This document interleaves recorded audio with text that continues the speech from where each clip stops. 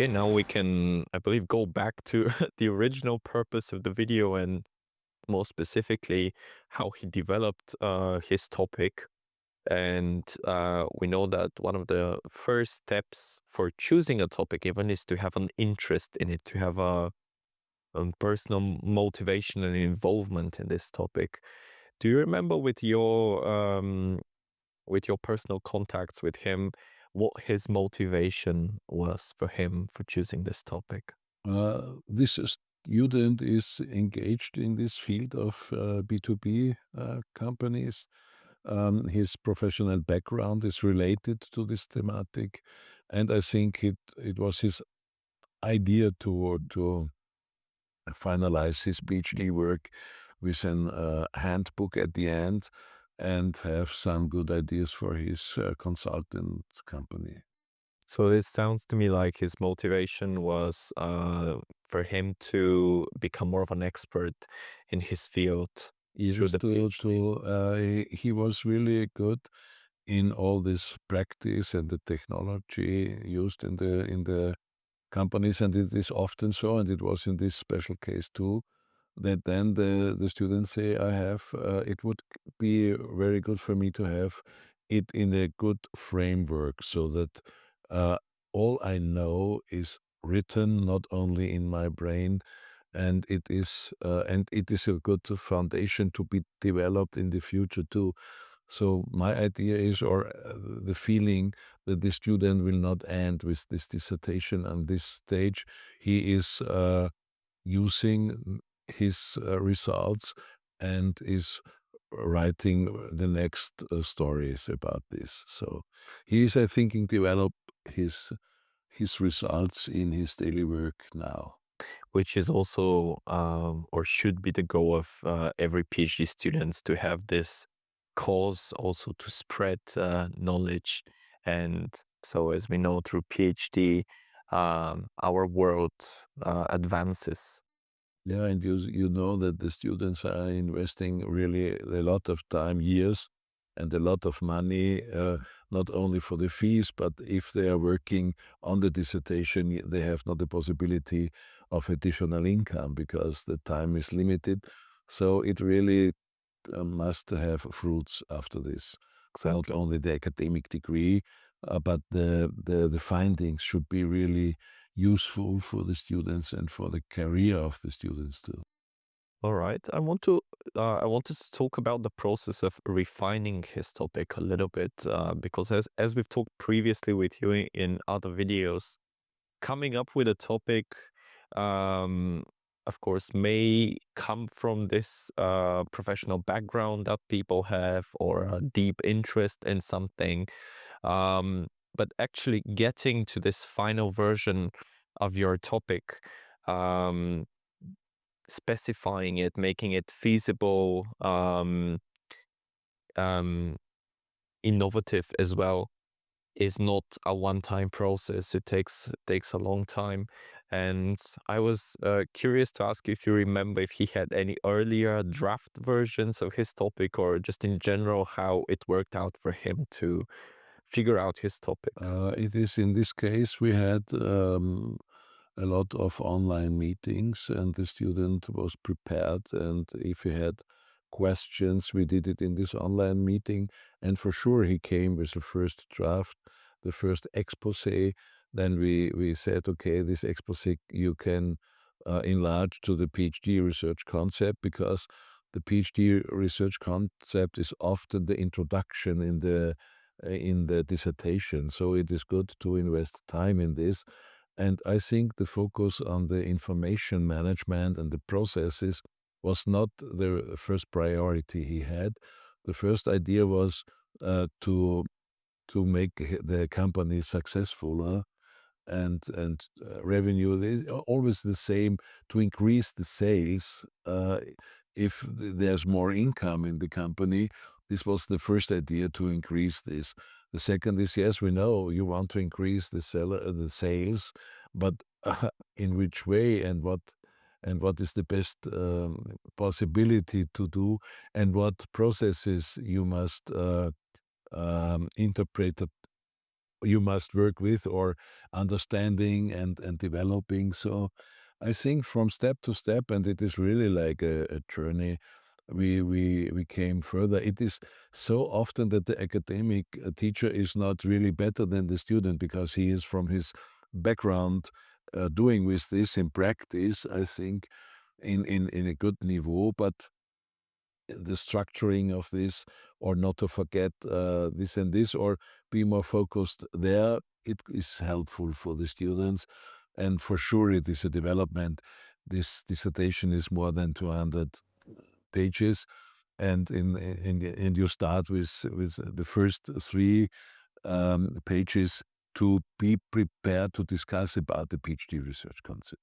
I really like this journey that you shared, that he had, of course, the initial idea, which is to improve sales, but he didn't have it all quite figured out in the beginning, how exactly to improve sales. Yeah, and good results, and therefore you have to do the literature research where you find the good ideas in and this therefore he had these mixed methods. Firstly, really deep literature review, and then he said, okay, this and this and this could be used.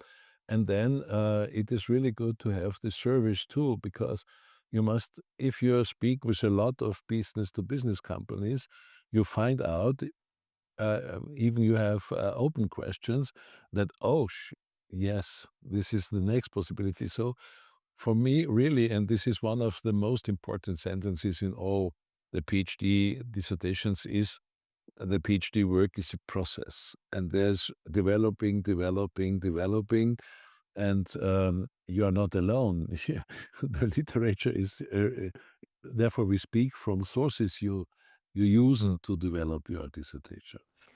Obviously, if he's already finished with his dissertation, PhD, it was a successful topic that he chose, and he managed to see it through until the end. But just so that other people can see it as well, could you please say how you believe his topic fulfills the three criteria for choosing a topic, which are that it's feasible? Yeah, I think his topic is really feasible. We have it really here, the feasibility of the dissertation. And if you read it carefully, management of information processes for optimization of sales in small and medium-sized enterprises operating in the segment business to business is really feasible. The study's focus is clear. You see it is for the small and medium-sized enterprises, and then in the sales processes, and the narrow scope allows for able data collection and analysis. So he has the possibility to find out, uh, so he was really able to answer the question of operating, how it really works, and the skills needed are there. So he was able to really able to fulfill his own ideas, and then he had a good idea because if you are collecting data, you must think about that there must be a data protection. You have to protect the companies, and often when you are doing a survey, you have to guarantee to these companies that their data are secured, and so, and only then you get good results if the companies or the people you do your survey trust in you. And this is one point down in the feasibility. He was able to do this. And so I think we can say yes, feasibility is really given. Specific, you see, if you read this topic, it It's is very well focused. is very well focused and significant. I think all small and medium-sized, and not only this, all companies are interested in to enlarge their sales, to optimize their processes. And it is really needed because if a company is not doing this and it is not going with time, it is going with time to go bankrupt. And then we have jobless people and so on. And good companies earning a lot can pay taxes. So I think even to improve processes in companies is always significant. True. In this case, always, I think. especially SMEs, which form the backbone of every economy around You're the right. world. You're right. You're right. This is And so if we move towards the title of the dissertation, we don't have to repeat it again because you mentioned it Mhm. and we can show it. But as we know, it acts as the face of the dissertation. We've mentioned this many times. And I wanted to ask you what you think about this specific title that obviously makes it good if it's come so far. I think that the title is as it is needed, and you will read it then. It is really objective. It's neutral. So he says not if you are not doing this, you go out of the market. It is really this specific and focused as it is. He avoids yes and no questions. And as we see, and we must not repeat, it is clear and understandable. Yeah, also, of course, there are some acronyms such as SMEs or B2B, but these are very widely known and accepted, and it's not unclear for the people reading what they I refer think to. B2B and SME is clear. And to avoid any problems, he is explaining it in his theoretical part and what is meant and gives example for this. But this cannot be done in the title. And you see, if we read this title and we say not B2B, then it sounds very large. But in this way, I think all the yeah, it is all clear. Yeah, clear and Mm. understandable. Yes.